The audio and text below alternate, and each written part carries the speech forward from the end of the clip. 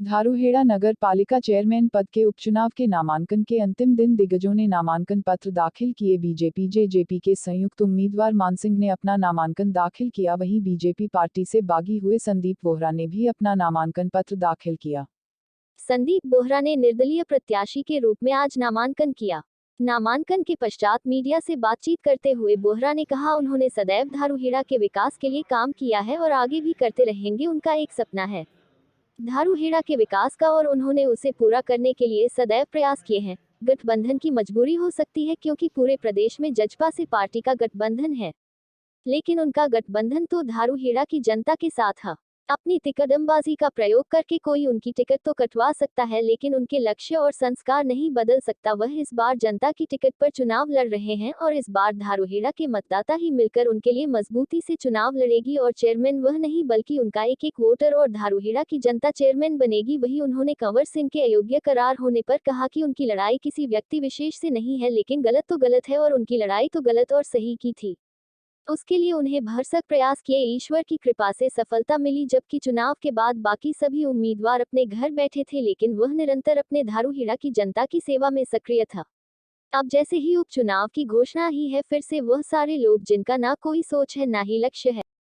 नगरपालिका धारूहेड़ा का जो उपचुनाव है, इसमें भारतीय जनता पार्टी और जननायक जनता पार्टी दोनों मिलकर के चुनाव लड़ रही है।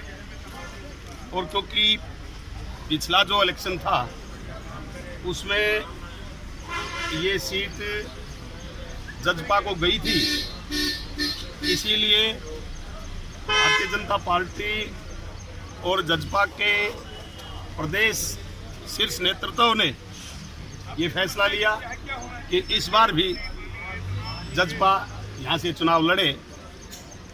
और इसीलिए आज जजपा और भाजपा दोनों मिलकर के राव मानसिंह को मैदान में उतारा है और इनका नॉमिनेशन के लिए सभी भारतीय जनता पार्टी और जजपा के कार्यकर्ता और नेता यहाँ एकत्रित हुए हैं। यही कहना चाहूँगा।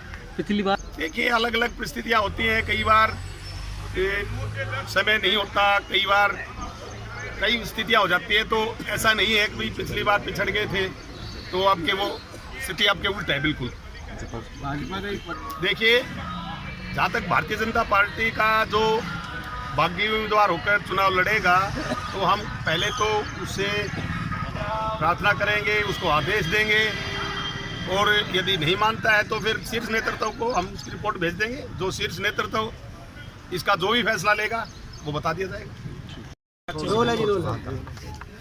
आज क्या कहेंगे, दूसरी बार नॉमिनेशन कर रहे हैं, क्या कुछ फाइट रहेगी? पहली बार हमारे परिवार में एकजुटता नहीं हो पाई थी किसी परिवार की अपनी बातचीत के कारण। इस बार हमारा परिवार एकजुट होके पूरी मेहनत से पूरे धारूहेड़ा में अपनी जितना भी हो सकेगा पूरी मेहनत से जुट के एक तरह लड़े। चुनौतियाँ भी जरूर होंगी सामने।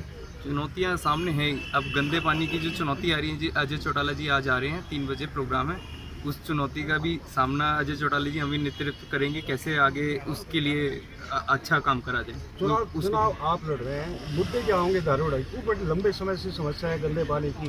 गंदे पानी का जी समस्या के लिए आज अजय चौटाला जी आ रहे हैं, उसका वो जो भी होगा अपने बातचीत करके अपने फैसला निकालेंगे उसका आज। और मुख्यमंत्री जी ने किया है, माननीय मुख्यमंत्री पहले 146 करोड़ का आप सबको पता होगा कि 146 करोड़ का बजट पास हो गया है। वो माननीय मुख्यमंत्री जी मनोहर लाल खट्टर आए थे रेवाड़ी में, उन्होंने इस चीज़ पे इंटरव्यू भी दिया था।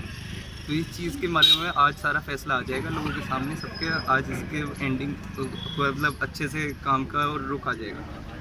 किससे फाइट मानते हैं जी? अभी किसी से फाइट नहीं है हमारी अपने, हम तो अपने रूप में अपने विजय की और अक्सर